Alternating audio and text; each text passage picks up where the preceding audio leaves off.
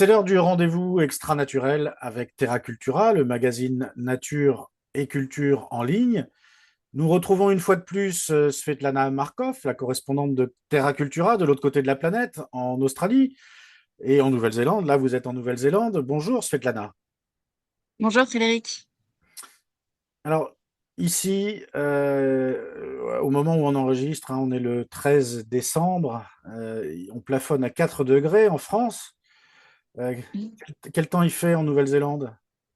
Là, actuellement, il fait beau et chaud. Voilà, vous avez Je choisi. sais pas à combien on est, mais on doit être autour des 19, je pense, dès le matin. Voilà, donc ça promet une belle journée. Bon, alors, Oui, oui, oui. vous avez rédigé un article que vous transmettez toujours à Terra Cultura régulièrement. Je vous ai en ligne régulièrement. Cette fois, vous avez décidé de parler de l'art aborigène. Donc, à titre de rappel, hein, vous étiez, avant d'arriver en Nouvelle-Zélande, vous étiez juste à côté, en Australie. Vous avez séjourné quelques temps, peut-être années même.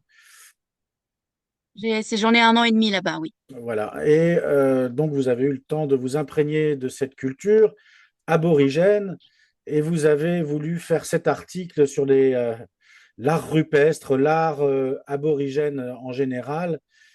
Et on remonte là 40 000 ans en arrière pratiquement, puisque vous l'expliquez dans cet article, l'art aborigène est omniprésent et il fait partie intrinsèque de la culture australienne.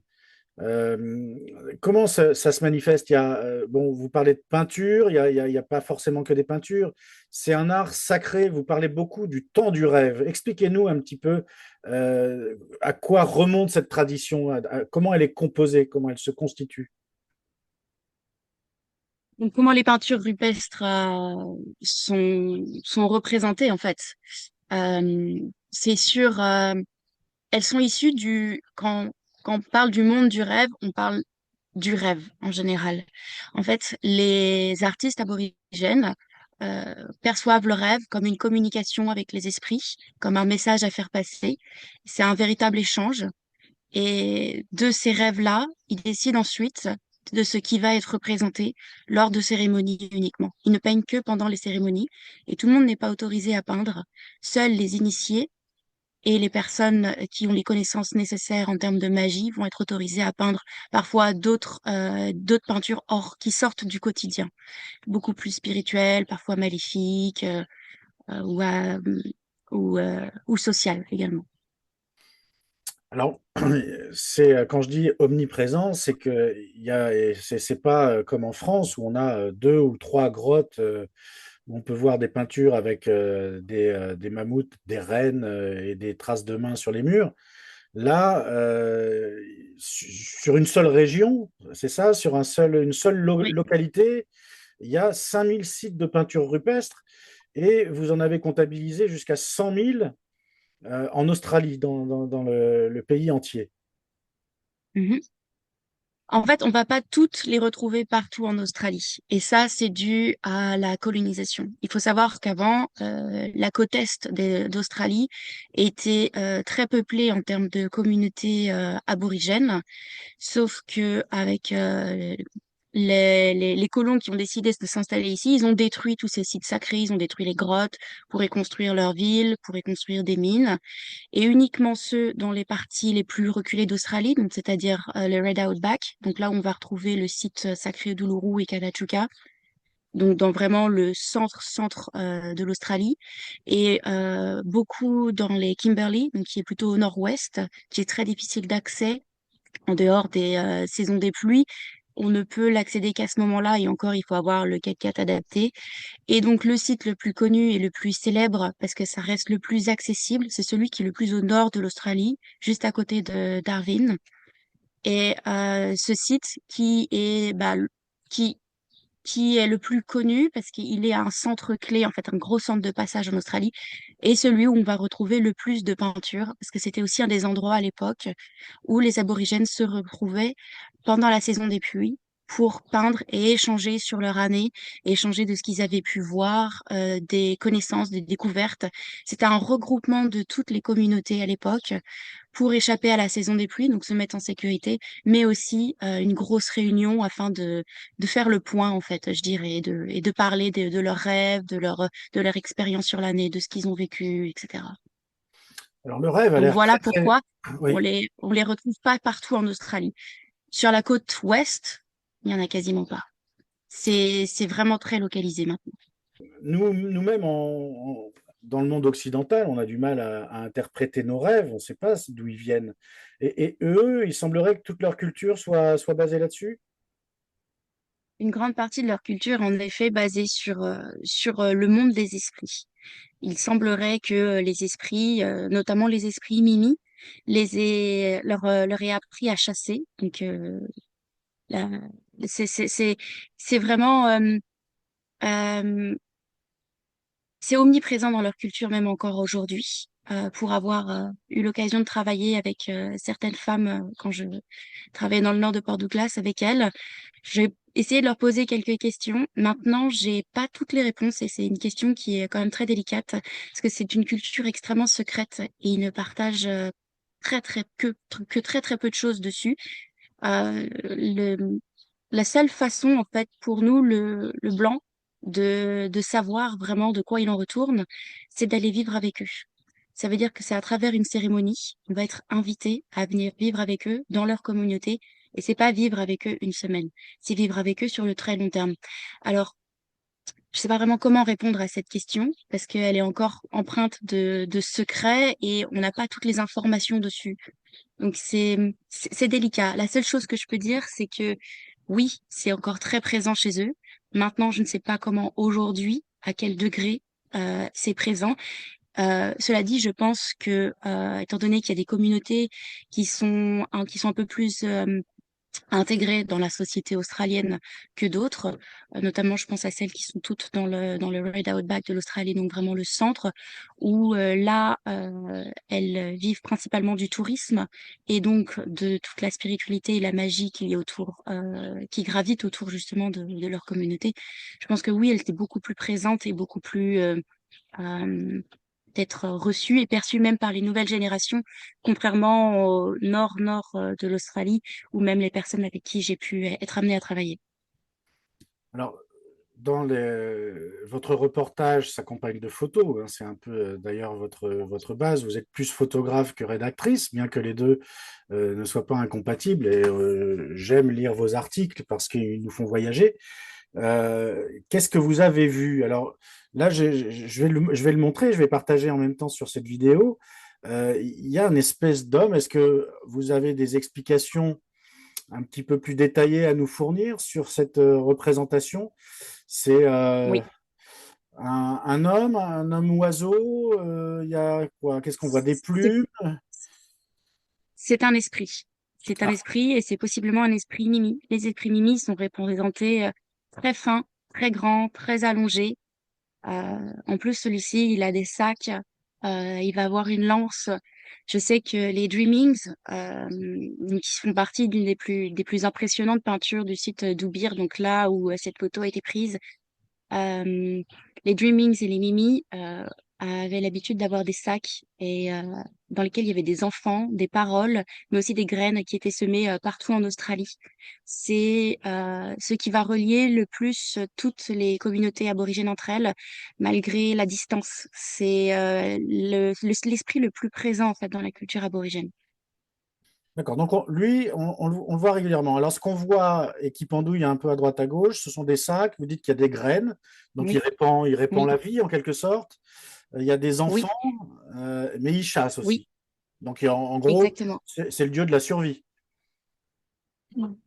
et de la vie, C'est un gardien. un gardien. Cet esprit-là, c'est un esprit Mimi et il est plutôt considéré comme un gardien. Alors cette photo-là, j'avais du mal parce que j'ai pas lu la légende tout de suite. Où est-ce qu'elle est déjà? Elle est dans une grotte. Non. Ah, Toutes les peintures rupestres aborigènes que j'ai pu voir, qui m'ont été donnés de voir, sont sur des parois extérieures. Ça veut dire j'ai pas à rentrer dans une grotte, on est sur de l'art rupestre. Ce sont des peintures qui sont visibles de loin, de l'extérieur. Là, on est en train de regarder une tortue à long cou. Il faut Voilà, alors moi savoir je me que demandais, c'est ce que j'allais dire, c'est que j'ai essayé de décrypter, je dis qu'est-ce que c'est? Je dis, c'est un dinosaure, c'est quoi? c'est une tortue à long cou. Ouais. Voilà, Et donc c'est une ils tortue. peignent aussi ce qu'ils mangent. Donc la tortue à long cou fait partie de leur alimentation D'accord. en général. Bon, et puis je crois qu'il y en a encore quelques. Alors là, on voit le site, hein, Oui, c'est le site sur lequel vous avez pu prendre les photos qu'on voit, c'est ça? exactement. En fait, le site d'Oubir, c'est un énorme rocher, on va dire ça. C'est une masse rocheuse impressionnante qui surplombe des marais. Et c'est sur ces marais-là, enfin sur ces rochers-là entourés de marais qui se retrouvaient pour peindre. C'est ce qui fait d'ailleurs l'importance du site de Kakadou. C'est que toutes les communautés locales environnantes se retrouvaient sur ce site parce que c'est extrêmement marécageux. Et pour se protéger des crocodiles, ils se retrouvaient en hauteur à la saison des pluies.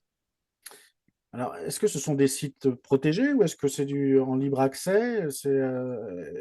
Alors, ce sont des Puis, sites, il faut payer une entrée pour y accéder.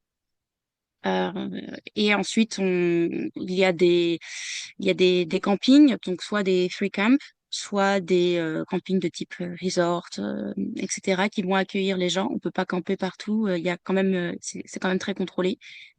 Et sur ces sites, le soir, il faut les avoir quittés. En fait, il y a un rangers qui fait le tour, un rangers aborigène, qui vérifie que le site est libre, a été libéré. est libre à la fin. D'accord. Mais il n'y a pas de contrôle plus que ça. C'est-à-dire qu'on a quand même des gravures et des peintures qui sont en bon état. À l'extérieur, ça Oui. se conserve bien, dis donc, ça passe les âges. Oui, c'est dû aux pigments qu'ils utilisaient à l'époque. Et là, en l'occurrence, la majorité des peintures aborigènes sont rouges. C'est dû à l'hématite, hein. Si je me souviens bien, c'est l'hématite, c'est un oxyde de fer de couleur rouge, et c'est celui qui va le plus perdurer dans le temps. Ça, vous l'expliquez aussi dans l'article, effectivement. Alors, il y a ce que j'appelle un paradoxe, c'est que c'est une culture ancestrale, mais elle a l'air très, très secrète. C'est-à-dire que même vous, vous avez du mal à nous faire part de leur tradition, en fait. Vous dites, il faudrait vivre très, très longtemps avec eux, être imprégné de cette culture pour la comprendre. Les gens ont l'air d'être assez secrets. Et c'est un peu ce qui transparaît dans votre article. Vous dites que l'art aborigène essaye de passer les âges, c'est-à-dire qu'il y a des artistes contemporains. Vous expliquez aussi que l'art aborigène est vastement répandu dans le monde. Il est connu, il est réputé. Il y a même des ventes qui dépassent des millions. Mais il manque quelque chose à cette tradition, c'est-à-dire que il y a des symboles, si j'ai bien compris, hein, des symboles sacrés qu'on ne peut pas dessiner, qu'on ne peut pas transmettre à n'importe qui. C'est ça. Les artistes contemporains d'aujourd'hui ne sont pas autorisés à peindre les symboles sacrés parce que nous, les Noirs, les Blancs, les non-initiés, euh, pourraient perdre la vie s'ils les voyaient. Hmm. Il y a des histoires qui racontent qu'à l'époque où des centres d'art et des communautés artistiques ont eu lieu, notamment dans le centre de l'Australie, donc sur les sites de Uluru, autour de Alice Spring, euh, des, des professeurs d'art ont cherché justement à récupérer ces informations et ils ont été témoins ils ont pu voir en fait ces symboles sacrés. Et une histoire raconte que après avoir vu certains symboles, plusieurs d'entre eux seraient morts parce qu'ils n'étaient pas autorisés à les voir. Hmm. Donc, je ne sais pas si c'est vrai, c'est ce qui est raconté en tout cas, pour pallier au fait que déjà, Grantin, il est interdit pour nous de les voir. Il y a comme un deal qui a été trouvé entre les artistes contemporains, donc la jeune génération, et les anciens, où ces symboles doivent être modifiés. Donc, on va retirer un segment ou en ajouter un on peut également les recouvrir.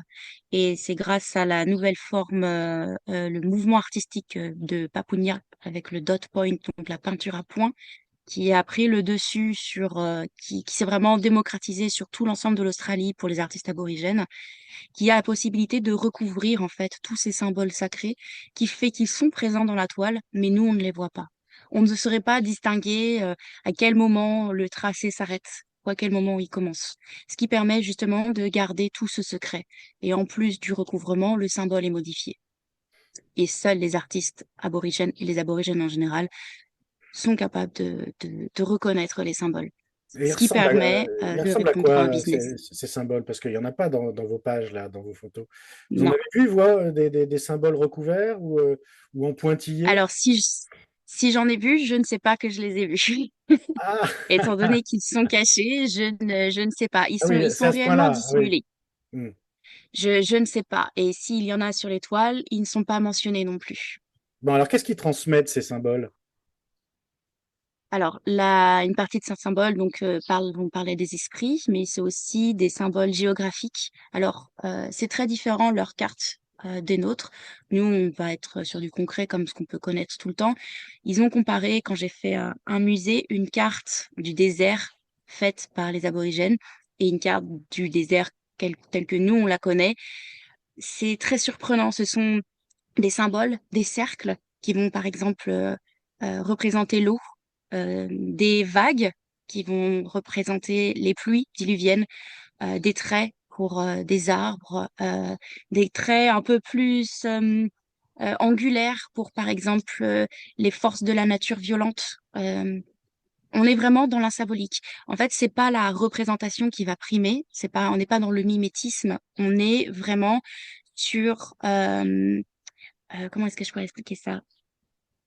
Sur Oui, l'importance vous l'avez expliqué, le symbole. de, voilà, du symbole. On est vraiment sur de la symbolique. Hmm.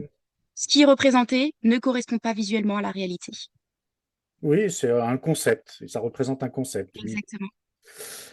Alors, qui sont les garants de ces symboles sacrés, magiques? Les anciens?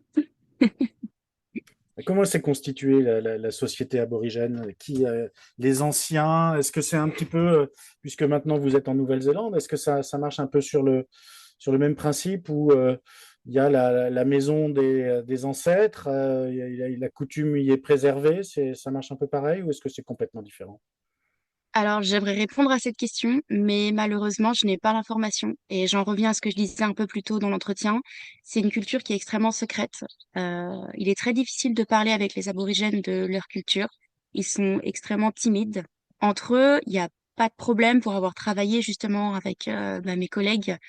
Euh, Entre elles, elles rigolent tout le temps, elles parlent leur dialecte qu'elles mélangent à l'anglais. Et il était très difficile pour moi de m'intégrer à leur conversation. Il y avait toujours une énorme retenue et j'ai essayé de poser des questions avec respect et dans la limite aussi en fonction du contexte. Il y avait toujours parfois un je sais pas. Parce que, en tout cas, les personnes avec qui j'ai travaillé venaient d'un endroit où elles étaient en train de perdre leur dialecte originel. Euh, Par exemple, leur cousine, avec qui j'ai aussi travaillé, parlait moins bien anglais, mais beaucoup mieux leur dialecte. Et les filles avec qui j'ai été le plus amenée à travailler, pour vous donner une idée, euh, elles elles savaient pas dire bonjour dans leur langue, mais elles savaient dire plein d'autres choses. En fait, c'est le hello anglais qui prend le dessus. Donc, répondre à cette question, c'est impossible parce que les personnes avec qui j'aurais pu en parler n'étaient pas en mesure de me donner l'information et comme c'est extrêmement secret, en fait, on a très peu d'informations dessus. Ils gardent ça pour eux. Est-ce Il y qu'ils a ont une des, distance qui est maintenue encore. Est-ce qu'ils ont des rituels, des cérémonies vous parliez, mais ça, j'avais l'impression quand vous l'avez évoqué que il s'agissait de rassemblements qui dataient de l'ancien temps. Oui. Est-ce que ça existe toujours, ces rassemblements entre tribus? Bon, on appelle ça des tribus? Communauté plutôt en ce moment. Communautés? Oui. Donc, j'ignore si ces rassemblements entre communautés voisines existent toujours. Cela dit, les rassemblements, par exemple, d'une même communauté sont toujours présents. actuellement. Il y a comme certains passages. Il se trouve que j'ai eu l'occasion de faire une visite guidée avec un guide aborigène quand je visitais le site sacré de Uluru. Il nous a fourni quelques informations, mais très peu encore sur la façon dont ils vivent encore aujourd'hui. Les informations fournies étaient beaucoup plus sur les peintures et sur l'organisation de la vie autour de Uluru, donc qui est le rocher sacré presque circulaire au milieu d'un désert plat. C'est assez incroyable à voir, c'est très impressionnant.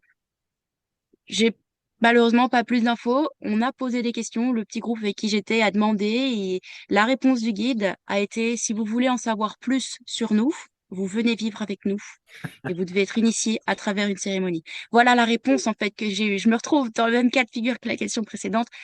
J'ai pas la réponse. Il faut aller vivre avec eux. Le guide nous a clairement dit, c'est à travers une cérémonie où vous serez initié que vous serez autorisé à venir vivre chez nous et à voir comment est-ce que nous vivons encore aujourd'hui. Bon, bah, très bien, on va s'arrêter là, hein. C'est impressionnant. Bon, Oui, ça se comprend. Ils préservent leur culture. complètement. J'aurais aimé savoir comment. Mais déjà, avec cet article, on peut se renseigner sur aborigène, pardon, l'art aborigène, les grottes anciennes aux galeries modernes. C'est votre article que l'on peut lire dès ce lundi sur Terra Cultura, avec des photos que vous avez prises sur des sites sacrés en quelque sorte. Vous avez été chanceuse de pouvoir aller les voir et pas vous faire jeter. Euh, Est-ce que vous avez des idées de reportages qui sont à venir? Qu'est-ce que vous allez parler de quoi? Parce que vous êtes en Nouvelle-Zélande, mais est-ce que vous en avez fini avec l'Australie ou est-ce qu'il y a encore des petites choses cachées que... Et il reste encore un article sur l'Australie, sur un animal à venir bientôt, donc le dingo. Ah oui, Et pour l'Australie, peut-être encore un ou deux autres, on verra. ça se décide selon l'inspiration. Et en Nouvelle-Zélande, est-ce qu'il y a des choses qui ont déjà commencé à vous inspirer? Oui, bien sûr. On va parler du kiwi. Donc, Ah c'est oui, un animal endémique de la Nouvelle-Zélande, extrêmement difficile à voir, très, très surprenant. J'ai l'impression qu'il s'est arrêté au milieu de l'évolution. Vous en verrez plus avec les photos par vous-même très bientôt. Et également les, euh, les tatouages maoris. Qu'est-ce que ça représente aujourd'hui dans la société et qu'est-ce que ça représentait avant? C'est extrêmement intéressant. oui, oui, on rejoint un petit peu l'art rupestre, mais là c'est sur la peau. Ça fait partie de la culture et de la tradition néo-zélandaise, ça. Eh bien, Mm. merci beaucoup, Svetlana. Et puis je vous dis à très bientôt, donc avec plein de nouvelles idées et plein de Oui, nouveaux reportages avec des belles photos encore. oui. À bientôt, Frédéric. À bientôt et bonne journée au soleil. Oui, merci. Au revoir.